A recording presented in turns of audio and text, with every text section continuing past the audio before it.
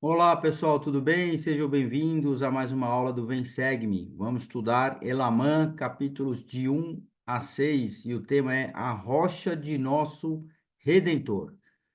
Estudaremos os seguintes tópicos: o orgulho me afasta do Espírito e da força de Deus. A fé em Cristo enche minha alma de alegria. Posso honrar o nome do Salvador. Se eu fizer de Jesus Cristo meu alicerce, não cairei. Eu convido você a assistir essa aula completa, ficar aqui comigo até o final. Introdução.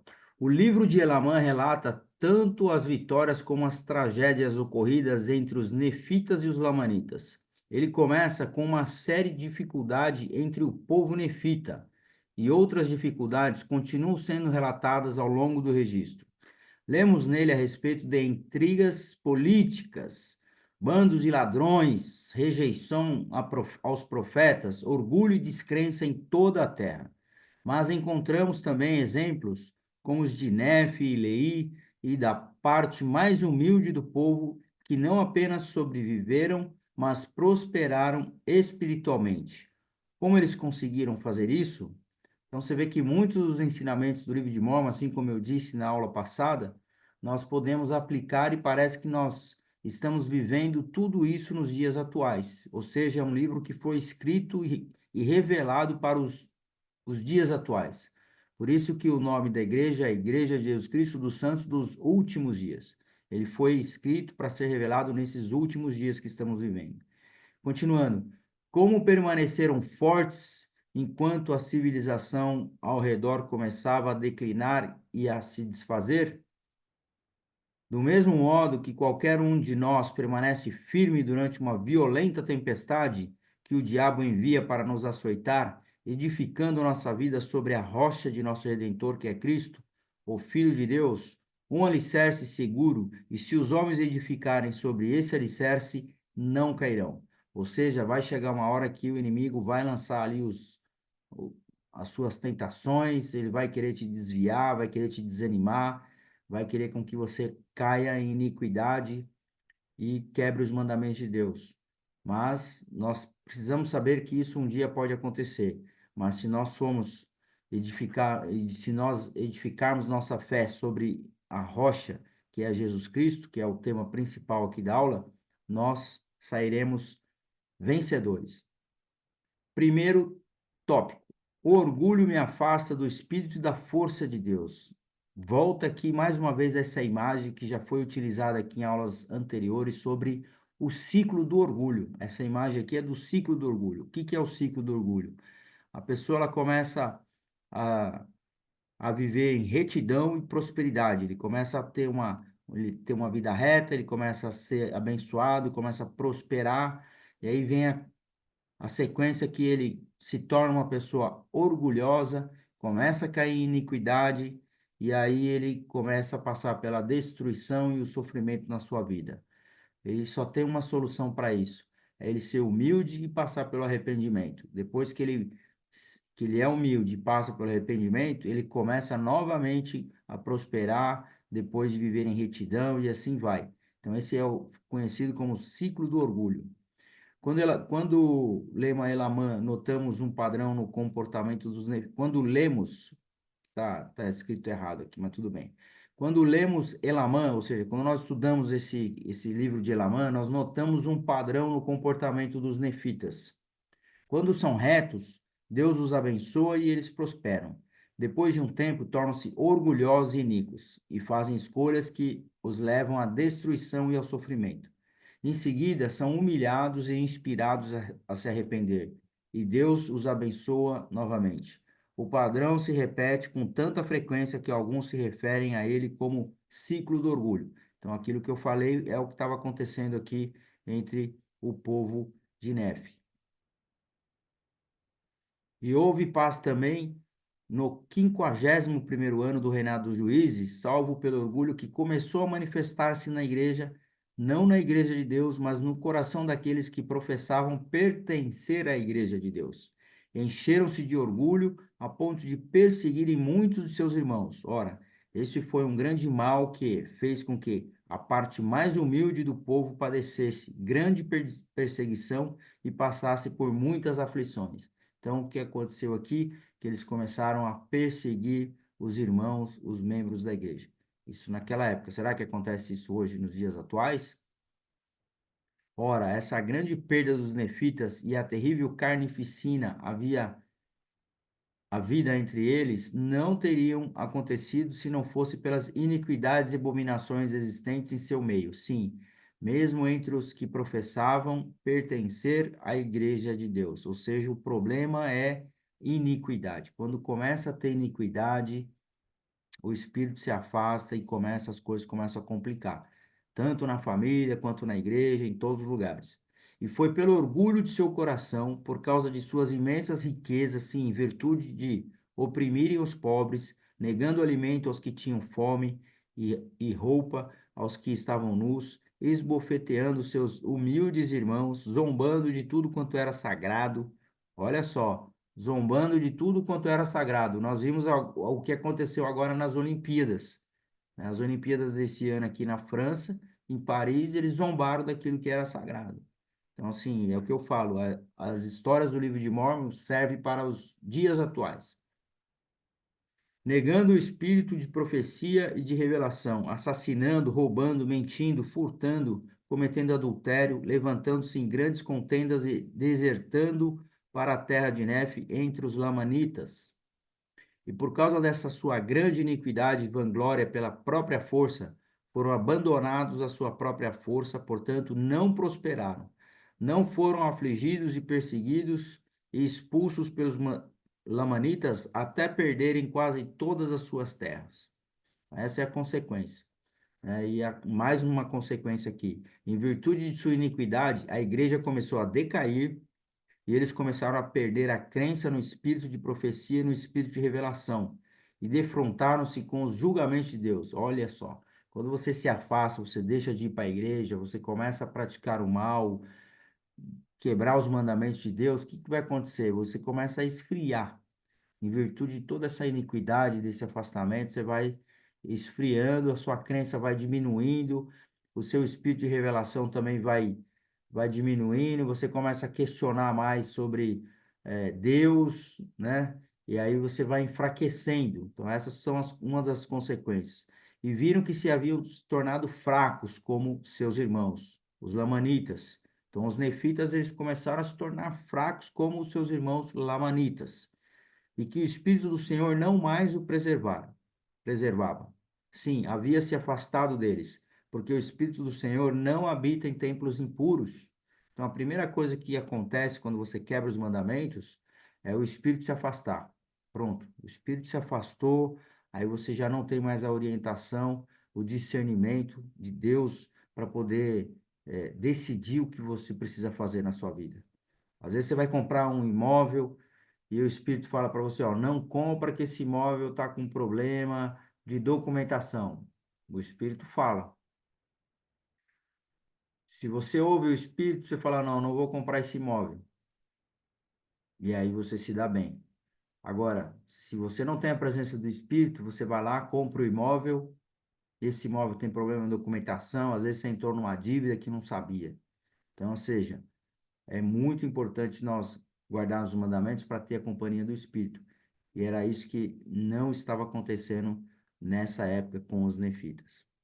Portanto, o Senhor deixou de protegê-los com seu miraculoso e incomparável poder, porque haviam caído em estado de descrença e terrível iniquidade. Olha só, um povo que era fiel, um povo que guardava os mandamentos, se esforçavam aí para fazer o que é certo, começou a se afastar do Espírito, a viver em iniquidade, e aí começaram a sofrer esse estado de descrença e terrível iniquidade. E viram que os lamanitas eram muito mais numerosos do que eles e que, a não ser que se apegassem ao Senhor seu Deus, inevitavelmente pereceriam. Então, nós estamos falando aqui dos nefitas. Pois eis que viram ser a força dos lamanitas tão grande quanto a sua, homem por homem.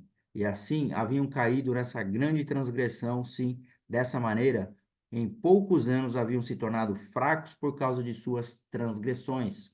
Então, é um exemplo aqui para os dias atuais, ou seja, um exemplo para cada um de nós aqui, que nós precisamos ser humildes, se aproximar de Cristo, para assim nos tornarmos mais fortes espiritualmente. Eu gosto de colocar as escrituras aqui para que a gente possa estudar juntos, ler junto as escrituras, beber a água da fonte juntos. Por isso que eu gosto de colocar aqui para também não cometer nenhum equívoco aqui em somente estar falando através das minhas opiniões. Continuando. E aconteceu que Nefe se cansara da iniquidade deles e renunciou à cadeira de juiz, e dedicou-se a pregar a palavra de Deus pelo resto de seus dias. E o mesmo fazendo seu irmão Leí pelo resto de seus dias. Então Nefe e Leí desistiram aí do povo por conta de tanta iniquidade, mas eles continuaram pregando o evangelho, porque se lembraram das palavras que Elamã, seu pai, lhes dissera, e são estas as palavras: Eis que, meus filhos, eu desejo que vos lembreis de guardar os mandamentos de Deus, e quisera que declarasseis ao povo estas palavras. Eis que vos dei os nomes de nossos primeiros pais, que vieram da terra de Jerusalém, e assim fiz para que, quando vos lembrardes de vossos nomes, vos lembreis deles, e quando vos lembrardes deles, vos lembreis de suas obras, e quando vos lembrardes de suas obras, saibais que foi dito e também escrito que elas foram boas. Então, os próprios nomes deles eram para lembrar dos antepassados que eram homens de fé e homens que tinham realizado boas obras. Portanto, meus filhos, desejo que pratiqueis o bem, a fim de que possa ser dito de vós e também escrito o mesmo que foi dito e escrito sobre eles. Então, seja, faz aquilo que os seus antepassados fizeram para que as pessoas no futuro falem bem de vocês também e que vocês deixem um excelente legado. Esse era o conselho do pai ao filho, para que a gente possa aprender e também seguir de exemplo para que possamos fazer o mesmo aí para os nossos filhos. Próximo tópico, eu já estou terminando, fica aqui comigo até o final. A fé em Cristo enche minha alma de alegria. E houve paz também no 51º ano do reinado dos juízes, salvo pelo orgulho que começou a manifestar na igreja, não na igreja de Deus, mas no coração daqueles que professavam pertencer à igreja de Deus. E encheram-se de orgulho a ponto de perseguirem muitos dos seus irmãos. Ora, esse foi um grande mal que fez com que a parte mais humilde do povo padecesse grande destruição e passasse por muitas aflições. Nós temos falado sobre isso já algumas vezes aqui, né? O povo sofre aí as aflições por conta das suas transgressões. Não obstante, jejuavam e oravam frequentemente e se tornavam-se cada vez mais fortes em sua humildade e cada vez mais firmes na fé em Cristo. Ou seja, essa é a solução. Qual que é a solução para ultrapassar e vencer esses desafios? Arrependimento, fé, jejuar, orar, e eles começaram a fazer isso, enchendo a alma de alegria e consolo, sim, purificando e santificando o coração.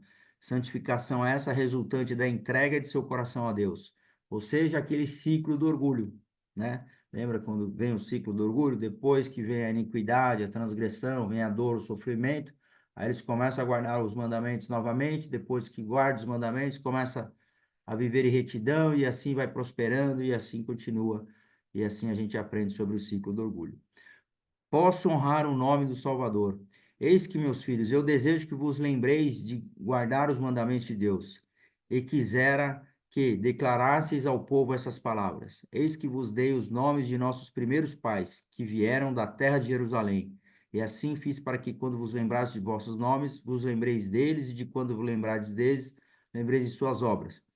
E quando lembrar das suas obras, como foi também escrito, que elas foram boas.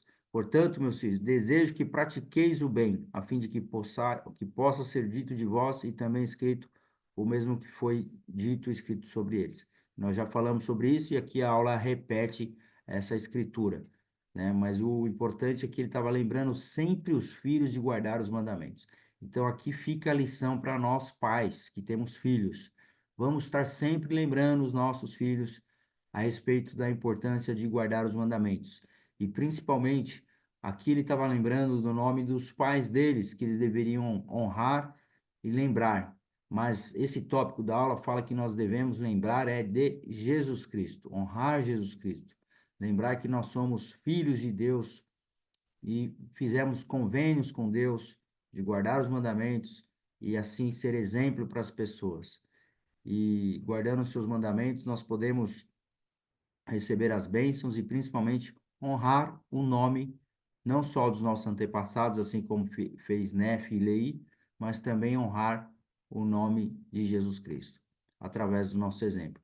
E se eu fizer de Jesus Cristo o meu alicerce, não cairei. Ou seja, se Jesus Cristo for a minha rocha ali, nós não teremos problema. Aqui a rocha do lado direito aí já dá para ter uma ideia, né? Quando você constrói uma casa sobre a rocha, pode vir a tempestade que está tudo certo. Mas se você construir sobre a areia, ou seja, Jesus Cristo é a nossa rocha. E agora, meus filhos, lembrai-vos de que é sobre a rocha de nosso Redentor, que é Cristo, o Filho de Deus, que deveis construir os vossos alicerces, para que quando o diabo lançar a fúria de seus ventos, sim, seus dardos no torvelinho, sim, quando todo o seu granizo e violenta tempestade vos açoitarem, isso não tenha poder para vos arrastar ao abismo da miséria e angústia sem fim, por causa da rocha sobre a qual estáis edificados, que é um alicerce seguro, e se os homens edificarem sobre esse alicerce, não cairão. Aqui eu presto meu testemunho para vocês. Se nós edificarmos o nosso alicerce sobre a rocha de Jesus Cristo, nós não vamos cair. Vamos acreditar, guardar os mandamentos, ter fé, saber que Deus está sempre nos guiando. Às vezes nós sentimos que nós estamos caminhando sozinho, nos sentimos solitário, mas na verdade Deus ele está só direcionando o caminho que nós temos que seguir. Muitas vezes nós estamos indo por um caminho e o Senhor faz assim, ele dá uma virada, corrige a nossa rota, assim como o GPS, ele nos corrige e fala, é por aqui que você deve ir. Então ele está sempre controlando qual é o caminho que nós devemos seguir. Eu não tenho dúvida sobre isso. Eu obrigado, agradeço a cada um de vocês por ficar aqui comigo até o final. Próxima aula é Lamã de 7 a 12. Se você tem um testemunho do livro de Mórmon, ou algum ensinamento que eu não falei aqui, alguma escritura, deixe aqui no comentário o seu testemunho, sua escritura. E também, se você quer ganhar um livro de Mórmon, se ainda não tem, clique aqui no link abaixo, solicite um exemplar do livro de Mórmon e traga esses ensinamentos maravilhosos para a sua vida, para você e sua família serem abençoados. Muito obrigado a todos, um forte abraço, eu fico por aqui, até a semana que vem. Tchau, tchau.